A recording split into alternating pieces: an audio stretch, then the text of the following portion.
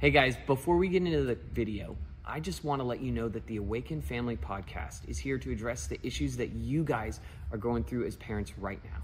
So if you have got topic ideas or if you are wanting to leave information about how this video has helped, drop a line in the comments below. And if you're interested in supporting the work, click the link in the description. And without further ado, check out this video. Welcome to the Awaken Family Podcast. I'm Isaiah Marin. I'm the children's pastor at Awaken Wenatchee Church. And this is Dan and Audrey in the studio today.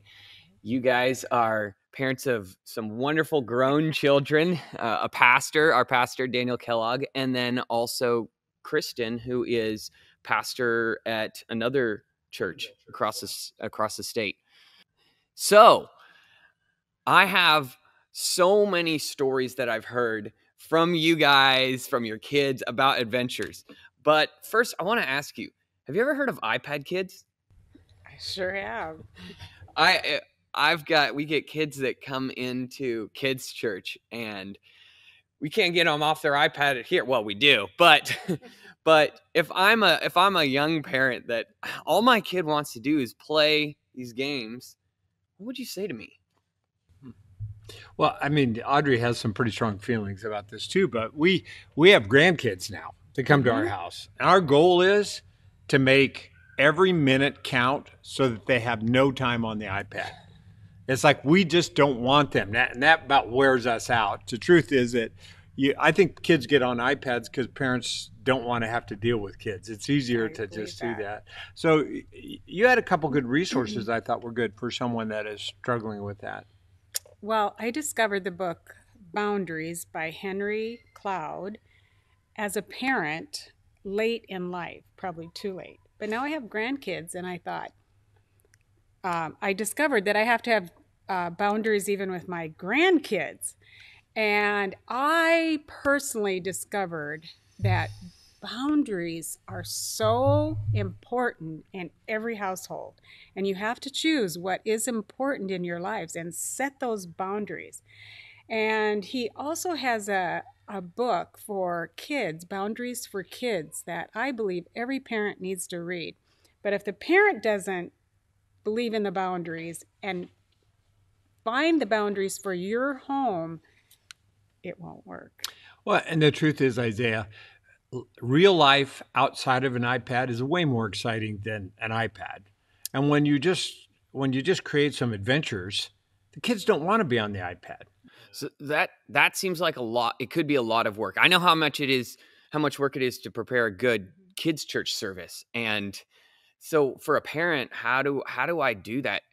Because I do want my kids to tell me stories about their childhood. So there was a season in my life, and Audrey will tell you this, when I was a workaholic and I didn't reserve any energy for my kids. And I made a decision I was going to change that. So I think you have to make a decision to make that a priority. And for me, that meant that I had to reserve a certain amount of creative energy that I left and put into my kids and my marriage and also in my kids. And so we just started to do that more. We just decided to make some creative memories. And I mean, you're pretty good at working with us and the adventures. Audrey has to be willing to camp, stay in a tent, climb a mountain, fish. What are some of the things that we've done over the years to create memories for the kids? Oh, we've done so many. Hiking. Now, of course, you have your expensive ones and you have your least expensive ones, but I think hiking and, start out simple. I remember Dan, even early in our marriage, taking me on a hike, and I thought, oh, I dreaded it. I thought I'd die. And then he'd say, look at these little flowers, look at this, and start. And when you start enjoying the beauty, and now you love it. And now I love it. It's like pointing out the little things. Yeah. So you talked about making every moment count. What does that look like when you're not on vacation or when you're not at Slide Waters? Yeah. I think every day can be an adventure. It's kind of funny when the grandkids now come to our house. I'll say, hey, let's go on an adventure.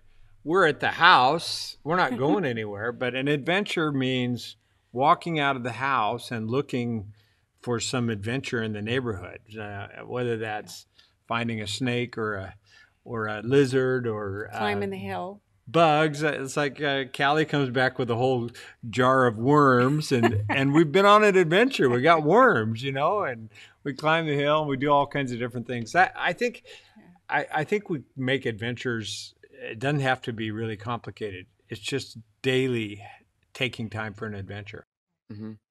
And making that time a priority, is that the most important part, making the time the priority? Well, and I think it's energy too. If you don't reserve a certain amount of energy by the time you get home, you don't have any energy for the kids. But helping create enough margin in your life to where you have energy. And then occasionally, I know teachers are going to freak out when I say this, but occasionally we jerk kids out of school for a day when we could take a day off, because we felt like at times it was more important for us to have that memory time for those kids in that school. And we would go fishing or hunting or something that would create an adventure, camping or trips or mission trips. Sometimes we took them on mission trips, which was really fun, really good stuff. And okay, how about chores? How could you create, because that needs to be done around the house. How could you possibly make that experience something other than living hell? There's no help for that. Yeah. I think with Daniel, I remember very clearly, I think there was 5 things that he was supposed to do when he would come home from school. And he couldn't remember those 5, but we discovered in getting to know him better, and he had a learning thing that we had to write those down, and he had to go to them every day. And you have to create habits, and they're not fun. They're not fun. But reward, some people are not big on rewarding for chores, but I always believe in a reward and punishment type deal. And so I think it can be an adventure when you reward and then you're saving up for some kind of an adventure or something that happens. There's part of parenting that's just hard. It's not that fun. Well, you just have to take the time to just do the right thing. But if you earn the right to discipline when you have enough creative adventures to be able for them to respect you. Received. Yeah. I feel that with the energy, because I can teach something, and if I'm excited about it, then the kids are going to be excited about it. But if I'm sapped out of energy and I'm just like dragging, then it's not going to translate to them the same way as an adventure. Right. Okay, so the last thing I'd say is God. How do you bring God into those adventures? Well, the first thing I would say is that God's a God of creativity. He's a God of the creation. You can't be out in the creation and not have a picture of who God is, because you're out with the God in the creation. And I've always found that some of the best conversations I've had about God are on our adventures. They're not in the middle of a discipline or a problem or schoolwork or all that other stuff. They're when you're taking time and they ask a pointed question that is exactly what you want to talk about, but they've asked a question and now they're ready to have a conversation about it.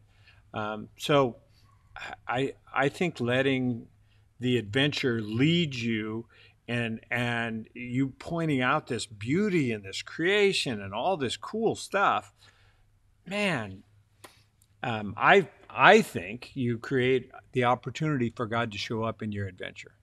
That's awesome. Also, especially in problems. Yeah. Like problems are the best. And that's maybe even chores too.